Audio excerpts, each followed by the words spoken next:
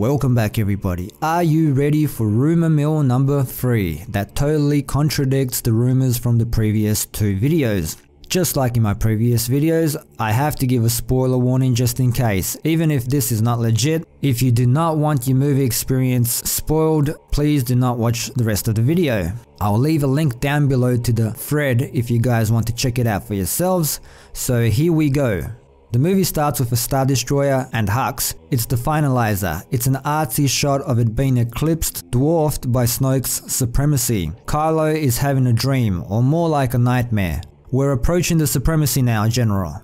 During the beginning of the film, Kylo is still wounded from the events at Starkiller Base. Now that he's calmed down, the adrenaline and swell of the dark side power he got has faded, and he's actually almost dying from the bowcaster shot. During this time and on into the medbay, he is having recurring visions, mostly of the events from The Force Awakens. But then the last thing he sees is Rey finding Luke, and then he wakes up. It's clear he somehow learned what she learned from a huge distance away. When he is then taken before Snoke, we learn that apparently by "it is time to finish his training," Snoke meant it is time to make Kylo kill his mum. This plot thread of will he or won't he continues through to the finale on Crate. Luke and Rey on Ahch-To. Luke tosses the saber.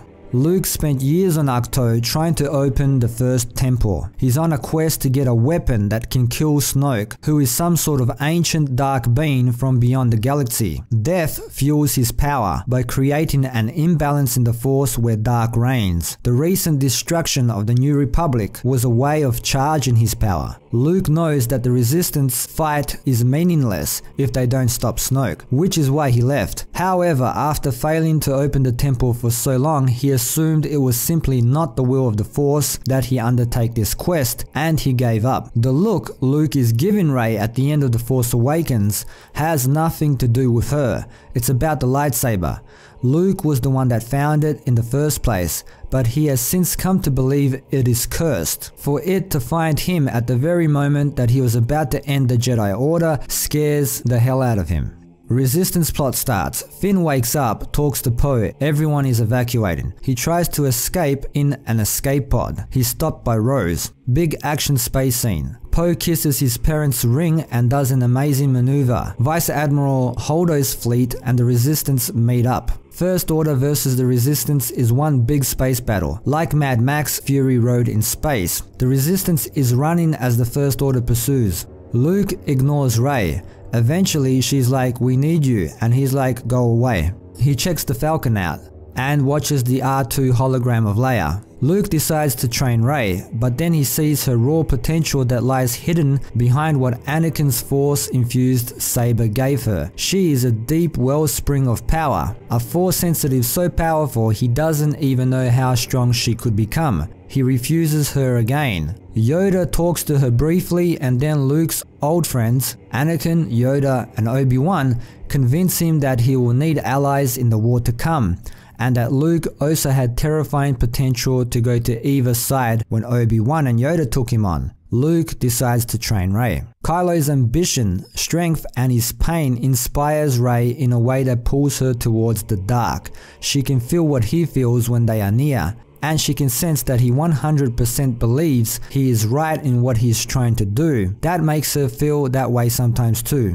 In the same way, Rey's purity, hopefulness, and bravery in the face of danger inspires Kylo too and pulls him towards the light. Canto Bight is almost a side story that just gives our characters something to do. We can assume book leaks pretty much cover all of this. Finn's arc is comic relief, deals with his tragic childhood, which ties into the Knights of Ren being discarded stormtroopers. Rey has a mirror cave vision experience. It's at night after Rey has come back from the mirror cave where it's at least semi-confirmed that she's still just no one and her parents abandoned her because they were scared of her. Rey is obviously upset and is consoled by Yoda, who then just mysteriously vanishes. She wanders the island some more. We cut to Luke and he sees Kylo Ren's ship arriving. Rey is approaching from the inner part of the island. He makes a face but doesn't move. Kylo arrives on Ahch-To He and Rey fight. Fight ends at a draw on the steps of the old Jedi temple. Luke appears. They both suddenly calm down and stop fighting. They are confused. The Force was involved in calming them down. Luke has now realized how to open the first temple. He's invigorated now, feels he has a clear path forward. Opening the first temple together strengthens Kylo and Rey's Force bond, which Luke doesn't know they have yet. She sees parts of Ben's past and starts to understand why he's doing what he's doing. However, not enough to say anything about it yet. When Luke gets the first relic, he's completely reinvigorated and wants to immediately pursue the next one, explaining it's the only way to kill Snoke, and now that they solve the first temple, the map will update to the next location in the stars. His view is that the overall war against the light and dark is more important than the mundane battles that ultimately only fuel Snoke's power by causing death, which fuels the dark side. Things like killing the entire Republic with Starkiller Base has flooded the galaxy with darkness and repressed the light. Rey reminds him that Leia needs their help, but Luke believes Leia can handle herself, and that if they don't get the relics, everything will be lost anyway. However, having connected with Kylo, she knows he believes he can kill Snoke if he has the opportunity to do it without Snoke seeing it coming. Rey believes she can help him achieve this, and that it would be better to end it now than chase artifacts that might eventually help them win. This basically leads to Kylo and Rey deciding to leave on their own in Kylo's ship, and the whole "this is not going to go the way you think" scene.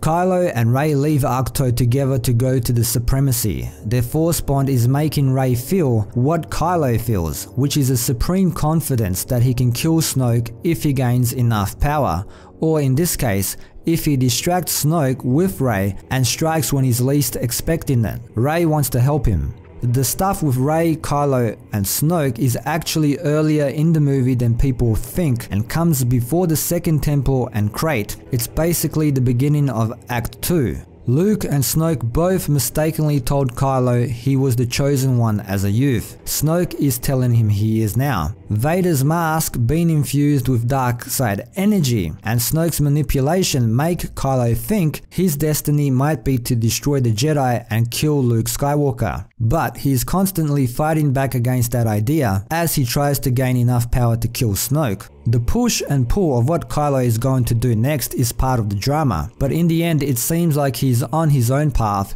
to become stronger and kill Snoke himself. He's conflicted, but is doing what he thinks is right, much like Anakin. Snoke manipulates things so Rey accidentally brings him something that gives him strength. Snoke tries to kill Rey.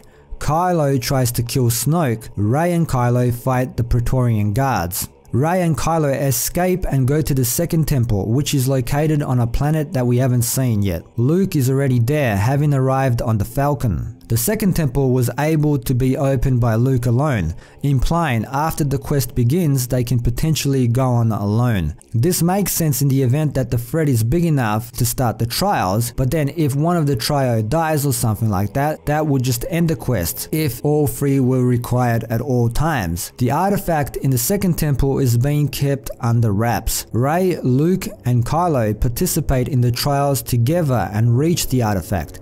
It is powerful, but Luke says if they all touch it together, he will be able to keep them balanced so it doesn't affect them. Instead of taking it together, Kylo grabs it first and is infused with the dark side. Rey and Kylo supposedly fight then, and Kylo wins. Luke has to let Kylo escape to get Rey to the Falcon as the second temple collapses. Together the two of them pursue Kylo to Crate because they believe he has gone so dark he is actually going to go and kill Leia. Leia has codes from her time in the Rebellion that unlocks parts of this old secret Rebellion era base. By the time they manage to hole up in Crate after this huge hyperspace Mad Max chase, they basically have nothing left. They have a bunch of ground troops and some pilots that were on a cruiser but don't have ships to fly themselves. Leia helps them unlock this hidden cache of weapons and vehicles, and Poe and crew hit back hard with nostalgia basically.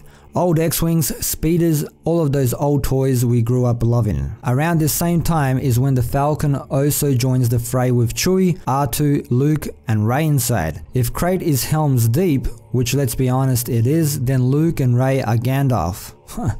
Okay.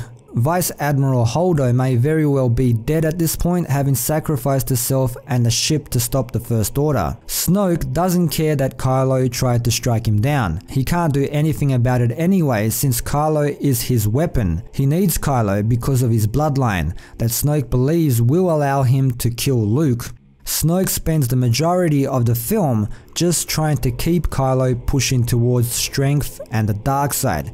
He doesn't care what happens as long as Kylo gets stronger. In fact, the main reason he is so doggedly pursuing the Resistance is revealed to have little to do with the First Order's goals and more about carving Kylo a path that will give him the opportunity to kill Leia now that Snoke thinks he might be ready for it. When Kylo shows up on Crait, Snoke senses the darkness in Kylo Ren after what happened at the Second Temple. He's pleased. The twist is that while Kylo makes a show of leading the First Order, and you believe it because of what happened previously at the temple, he's actually just trying to get to Leia to save her. It's sort of like a reverse rally. You've learned that the Resistance might be able to hold out on Crait, but it seems hopeless. Just when you think they have a chance, Kylo shows up and the First Order gets this huge morale boost and pushes on harder. The men hate Hux and Phasma, but Kylo is kind of a celebrity among them. However, Kylo goes to Crait and does everything he does for his own agenda. As they fly over Crait, Rey sees some troops in need of help and takes the escape pod down.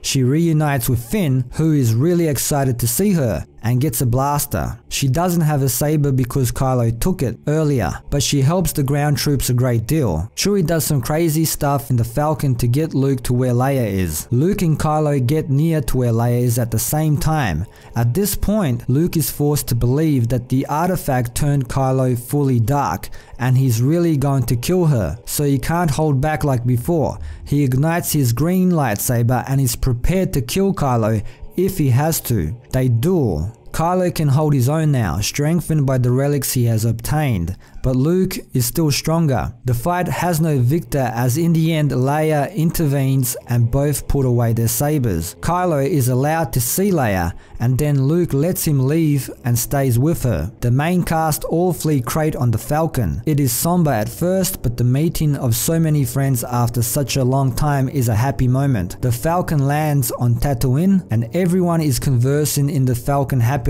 Luke leaves and goes outside. Rey notices and looks to Leia. The last shot we get of Leia is a smile and a nod as if to say, "It's okay, go on." Rey beams a smile and follows after Luke. She finds him standing on the dunes. He says she still needs training. Rey says she can't think of a better teacher. The two look out on the twin suns of Tatooine as Binary Sunset plays. So okay, I don't know if this is legit, but I'll tell you one thing, I sure as hell like this version better than the last one, where Luke astral projects himself into the galaxy. So there you have it, peoples. Fan fiction, crazy people spreading rumors, who knows? You decide. Leave your thoughts down below. Stay updated with this channel, hit that notification bell. Thanks for dropping by and for your continued support. Don't forget to like, share, sub and all that good stuff. And until next time, see yous.